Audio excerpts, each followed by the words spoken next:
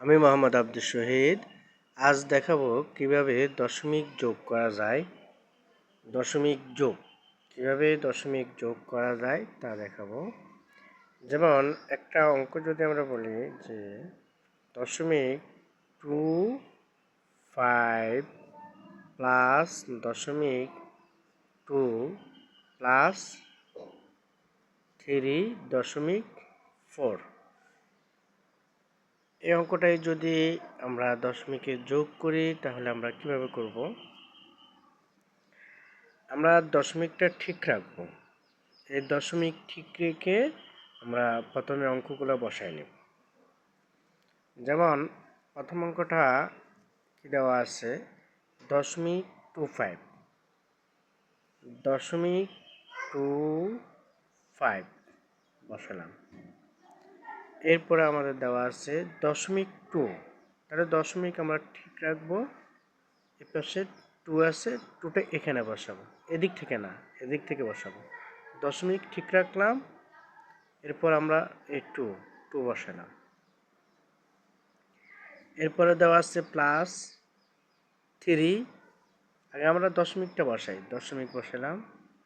দশমিকের আগে দেওয়া আছে 3 বসালাম। এরপরে দেওয়া আছে 4 বসালাম। এবার আমরা যোগ করব।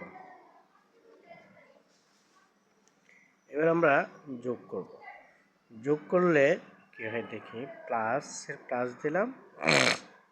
এখন দশমিকের পরে এ পাশে 0 বসাই দেব, 0 বসালেও হবে, আমরা 0 বসাই দিই, 0 0 মিল রেখার জন্য।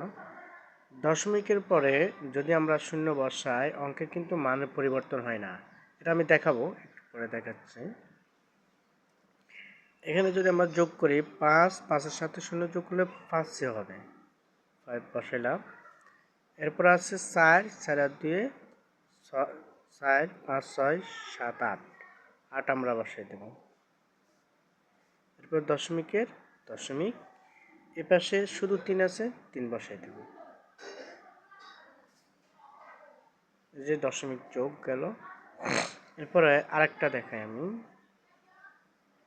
যদি আরেকটা উঠাই, 0.30 প্লাস 0.234 প্লাস 0.20। আমরা যদি এই অঙ্কটা করি তাহলে কিভাবে করা যায় দেখুন। যে দশমিকগুলো আমরা ঠিক রাখবো, এখানে দশমিক আছে, দশমিক ঠিক রাখলাম, 30 বসালাম। এরপর এখানে দশমিক আছে, দশমিকটা ঠিক রাখবো, দশমিক বসালাম। এরপরে 2 3, তারপরে